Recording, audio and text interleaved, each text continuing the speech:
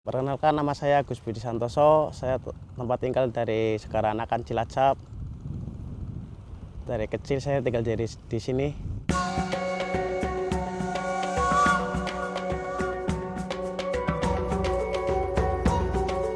Nah, waktu kecil di sini lautan.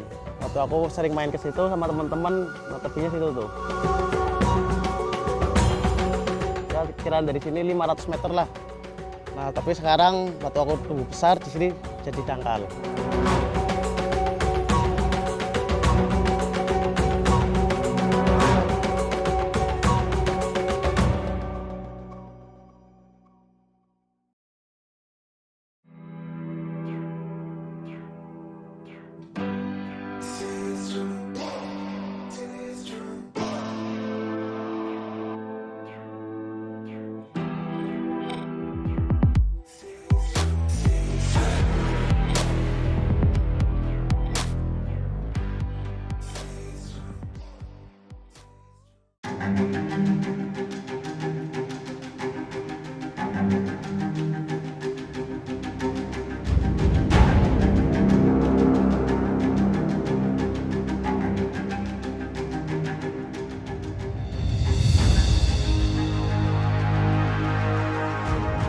Kalau kita flashback beratus tahun mungkin ya, 1850, kita lihat bahwa kalau kita berdasarkan peta kuno dari sejak zaman Belanda itu kita lihat bahwa Laguna dalam arti ini adalah luas Laguna, kita sebut luas adalah badan air.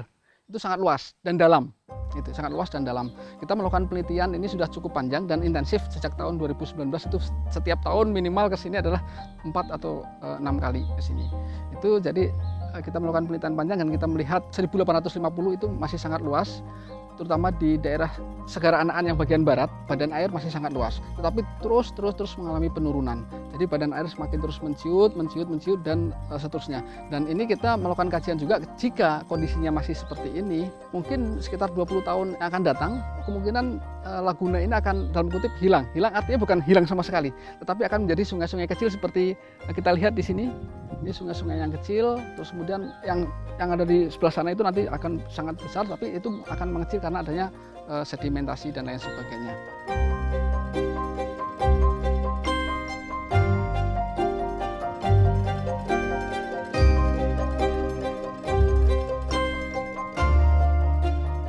Das Citanduy itu merupakan kumpulan dari beberapa sungai. Ada 5 sungai utama yang masuk langsung ke lagun. Tetapi memang sungai terbesarnya yang melingkupi wilayah menjadi batas antara batas Provinsi Jawa Tengah dan Jawa Timur adalah Sungai Citanduy sendiri. Nah, termasuk juga ada beberapa sungai besar lain yang dia langsung masuk ke Segara Anakan tersebut.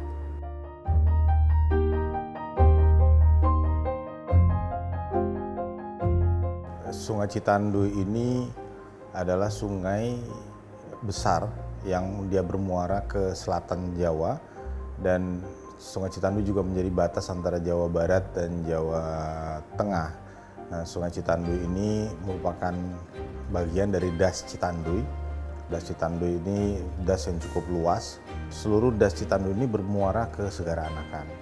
Jadi memang air yang tumpah di Das Citanduy itu bermuara semuanya ke Segara Anakan. Hampir di seluruh das di Indonesia persoalannya adalah kecepatan dari pertumbuhan perkotaan yang ada di wilayah sungai, yang mendekati sungai itu cukup tinggi. Termasuk juga di Das Citanduy. Das Citanduy ini kan melewati beberapa kota-kota besar, kategori besar ya untuk di Jawa Barat seperti Tasik, Banjar, Ciamis, kemudian juga ada beberapa kota-kota kecil lainnya yang melewati itu. Kemudian yang kedua, dari tingkat kerusakan lahan yang mengalami di Das Citanduy ini juga relatif cukup tinggi. Jadi otomatis deforestasinya itu juga kecepatannya cukup tinggi. Nah, ini mengakibatkan daerah tangkapan air itu yang tumpah ke dalam sungai, karena ujung dari das ini semuanya mengalirnya ke dalam badan sungai. Itu sedimentasinya tinggi. Sedimentasi ini berupa butiran tanah, kemudian kalau melewati perkotaan sampah masyarakat itu terbawa oleh air sehingga sampai ke Segara Anakan yang merupakan muara dari Das Citanduy.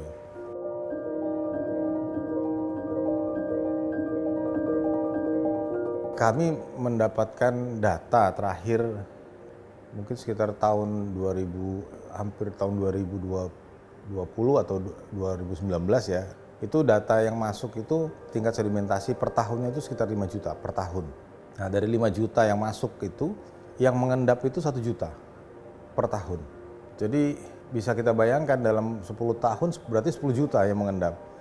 Nah itu cukup mengganggu tingkat dari geometris atau tingkat dari penampang dari alur sungai atau alur tempat air keluar ke laut itu.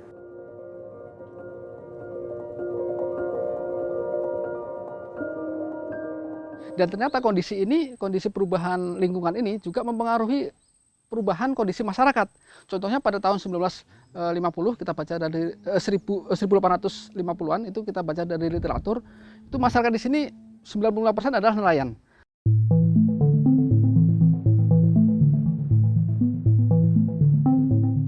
Hidupnya itu rumah-rumahnya di atas air, seperti suku yang ada di Kalimantan itu hidupnya di atas air, rumah-rumahnya di atas air. Nah kita lihat di daerah Motean ini tidak jauh dari sini itu dulu-dulunya adalah rumah di atas air. Nah kemudian terjadi sedimentasi, terjadi penangkalan, sudah jadi pulau, sudah menjadi rumah-rumah dan sekarang nyambung dengan Pulau Jawa, ada jembatan dan lama-lama akan menyambung. Jadi tidak akan ada lagi namanya dulu kesansangan Nusa Kambangan karena dipisahkan oleh Segara Anakan yang luas. Itu sekarang udah mulai bahkan udah tersambung dengan adanya jembatan itu.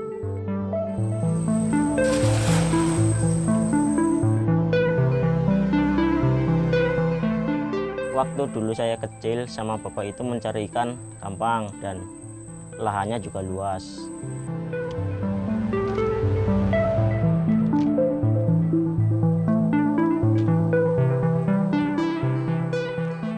Nah sekarang waktu semenjak ada pendangkalan, lahannya semakin sempit, itu mencari ikan susah.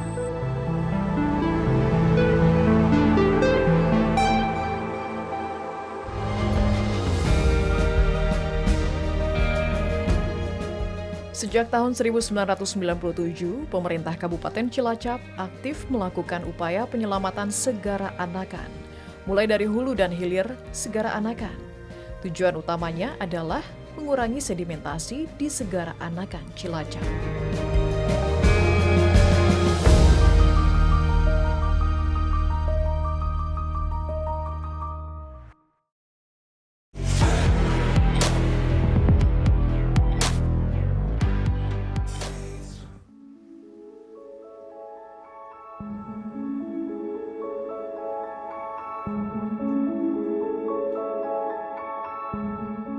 Kawasan Segara Anakan ini mempunyai nilai yang cukup penting, di mana yang pertama adalah terkait ekosistemnya yang harus dilindungi karena banyak hal-hal yang unik yang hanya ada di kawasan Segara Anakan sendiri. Dan yang kedua, di kawasan Segara Anakan itu terdapat laguna, di mana laguna ini mempunyai nilai penting karena menjadi pengendali dari banjir yang ada di wilayah-wilayah di luar Kecamatan Kampung Laut. Sehingga kita harus melakukan upaya bagaimana kita menyelamatkan kawasan Segara Anakan.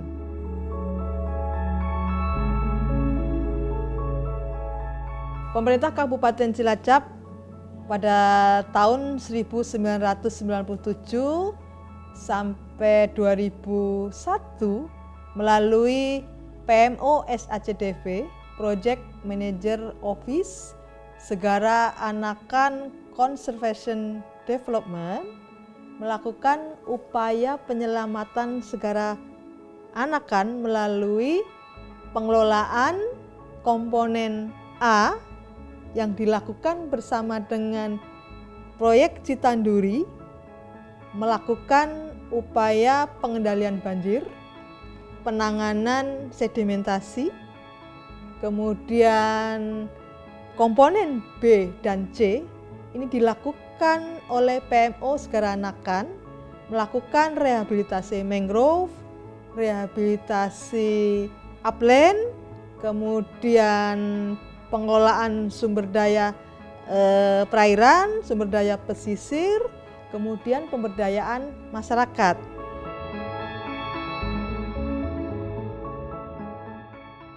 Dengan terbitnya Undang-Undang 23 tahun 2014 tentang pemerintahan daerah, sehingga saat ini Pemkab Cilacap harus melakukan sinergi dengan pemerintah Provinsi Jawa Tengah sendiri maupun pemerintah pusat dalam melakukan pengelolaan kawasan Segara Anakan. Tentunya berbeda dengan pada saat sebelumnya, sebelum diatur dengan Undang-Undang 23 tahun 2014 ini. Karena saat ini masalah kewenangan ini harus kita taati.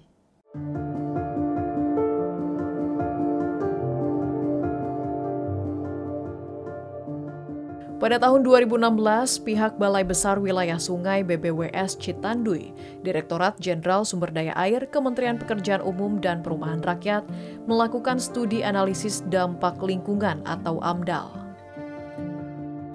Hasil studi BBWS Citanduy menunjukkan sedimen yang mengendap di bawah Sungai Citanduy dan mengendap di muara mencapai 1 juta meter kubik per tahun, sehingga perlu dilakukan pengerukan sedimen secara rutin.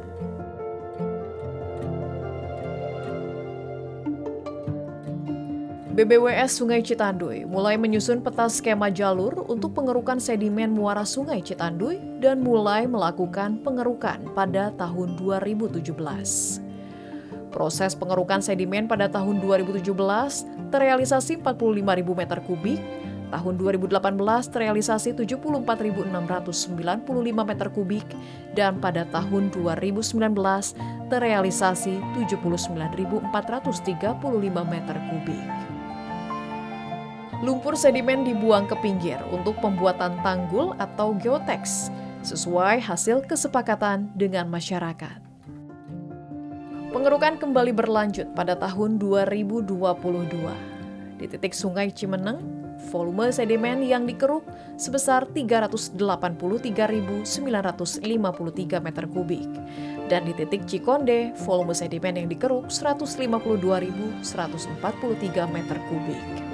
Selain pengerukan, BBWS Citanduy juga melakukan beberapa upaya lain untuk mengurangi volume sedimentasi.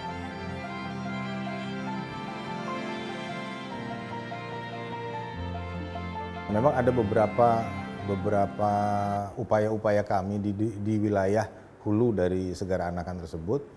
Salah satunya itu pembuatan cekdam. Jadi cekdam itu kami buat untuk menampung sedimentasi yang tumpah ke sungai supaya dia tidak terbawa ke wilayah hilirnya. Jadi air yang mengalir ke hilir, sedimennya tertahan di situ. Kemudian yang kedua juga kami juga membuat salah satunya upaya struktural lainnya adalah bendungan, kemudian pengerukan di muara di Segara Anakan. Walaupun dalam tanda kutip itu ada batasannya ya, karena pengerukan ini kan memindahkan itu menurut saya solusi sementara, karena wilayah daratan yang akan kita pindahkan ini kan akan jadi ada waktunya untuk bisa tidak seterusnya dipindahkan ke darat tersebut. Jadi menurut saya mungkin ada bagaimana pemikiran terobosan si sedimen ini bisa kita langsung buang jauh ke tengah laut. Itu juga merupakan satu pemikiran yang sedang kami coba dorong untuk dilakukan studinya itu.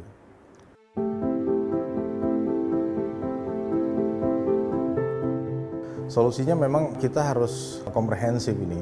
Jadi memang tidak hanya bicara Kementerian PUPR saja, tetapi juga mungkin dari interdepartemen yang lain, kementerian yang lain, seperti misalnya LHK, bagaimana LHK bisa membantu untuk mendorong perusakan wilayah tangkapan itu menjadi tidak terlalu masif, atau bahkan tidak ada, harapan kami seperti itu.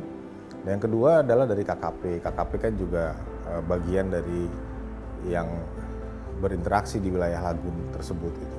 Nah, yang ketiga kami dari Kementerian PUPR Dan tentu saja yang lebih juga berperan adalah dari pemerintah daerah. Karena walaupun Das Citanduy secara das itu menjadi tempat tupoksi kami bekerja, tetapi kan masyarakatnya adalah binaan dari pemerintah daerah. Nah itu juga sosialisasi kepada masyarakat. Itu kami harapkan juga dorongan dari pemerintah Provinsi Jawa Barat dan Jawa Tengah beserta kabupaten-kabupaten yang ada di dalamnya untuk ikut mendorong ini supaya tidak terjadi bencana di kemudian hari.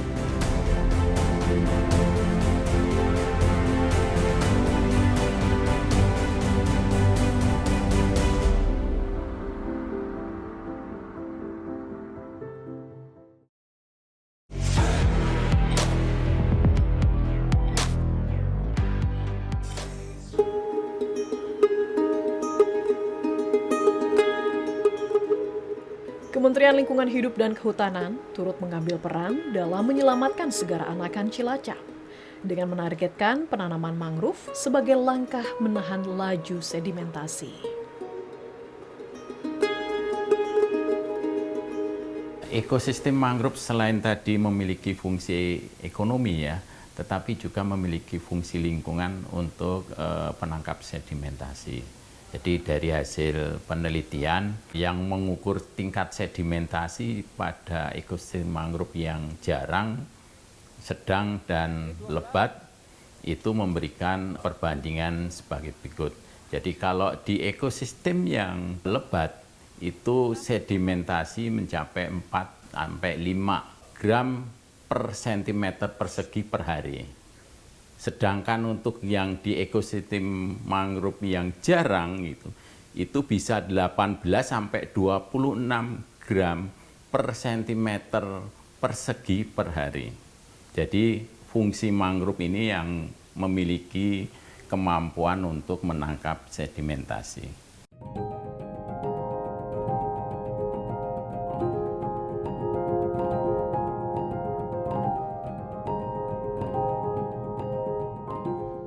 Sehingga kami mencoba dengan masyarakat dan perusahaan di sekitar itu melakukan kegiatan penanaman, kemudian bagaimana pemanfaatan ekosistem mangrove yang ada di situ. Kemudian bagaimana terkait dengan ekosistem mangrove tadi gitu ya. Maka kemudian bisa dikembangkan ekonomi dari ekosistem mangrove yang sudah ada ini perlu ditingkatkan. Jadi masyarakat ada imbal ekonominya dari ekosistem mangrove, baik itu terkait dengan wisata, tapi juga produksi ikannya, sehingga itu perlu kolaborasi juga dengan KKP gitu ya. Karena begitu ekosistem mangrove itu turun, maka seiring itu juga produksi perikanan yang ada di ekosistem mangrove tadi menurun juga. Nah, sehingga sekarang sudah mulai naik lagi, yang kemudian itu perlu didorong, disampaikan kepada masyarakat bahwa ini semua produksi pertaniannya meningkat itu, perikanannya meningkat itu karena adanya perbaikan ekosistem mangrove.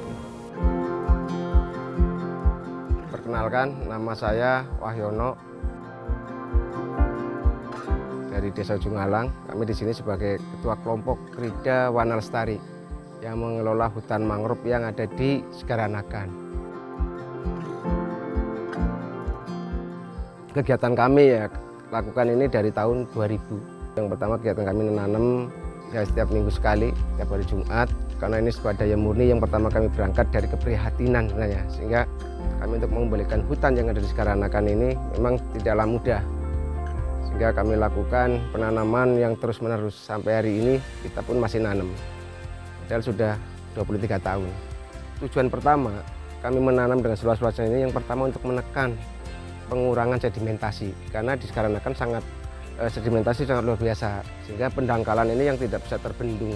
Yang kedua itu untuk melindungi biota laut yang ada di Segara Anakan ini, karena jelas karena semakin lautnya semakin mendangkal, biota lautnya semakin mengurang. Kalau kami tidak pertahankan dengan tanaman mangrove ini, tentunya nanti para nelayan akan menjadi kerepotan, penghasilan akan menurun karena biota lautnya semakin mengurang. Nah, sehingga itu salah satunya yang kami lakukan, penanaman ini yang sampai hari ini tidak pernah berhenti.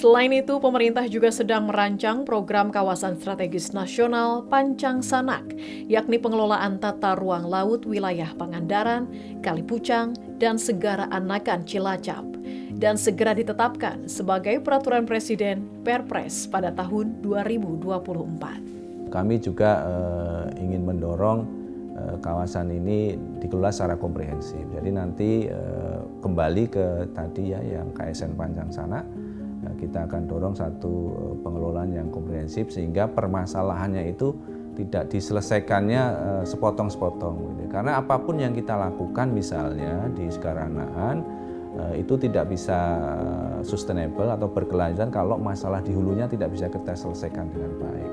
Jadi bagaimana pengelolaan hulu, pengelolaan sepanjang aliran sungai yang ada di Citandui, Cimeneng, dan Cikonde itu beserta dengan Segara Anaknya sendiri itu harus dalam satu kesatuan. Dan ini sebetulnya bisa menjadi juga contoh bagus ya bagaimana secara ekosistem, secara tingkatan pemerintahan, secara sektoral kita bisa mengelola kawasan ini gitu. Saya kira itu yang harus kita lakukan dan itu yang akan KKP lakukan.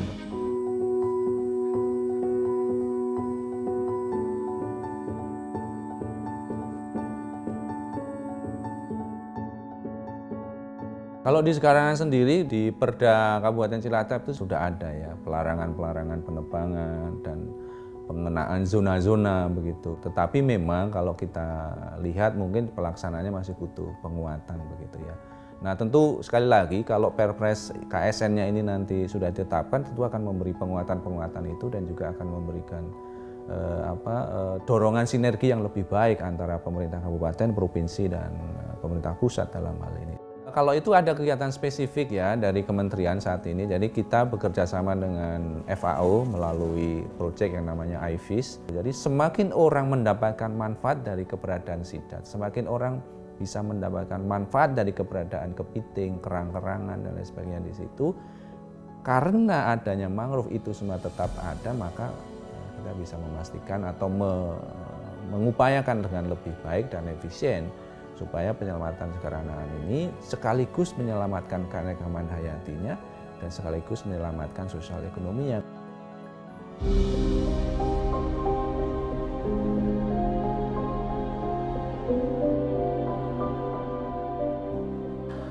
Beberapa upaya sudah dan dapat dilakukan oleh pemerintah kabupaten melalui Dinas Perikanan untuk meningkatkan atau menjaga biota perairan di Laguna Segara Anakan dan sekitarnya.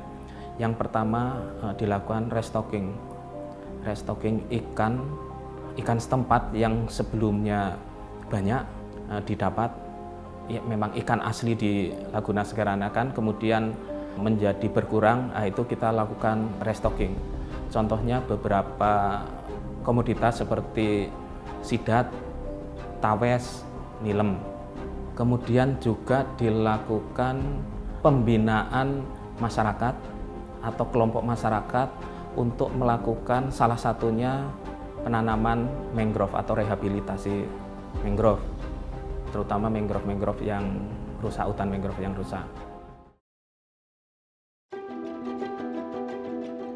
Upaya penyelamatan Segara Anakan Cilacap adalah tanggung jawab bersama antara pemerintah pusat, pemerintah daerah, dan masyarakat.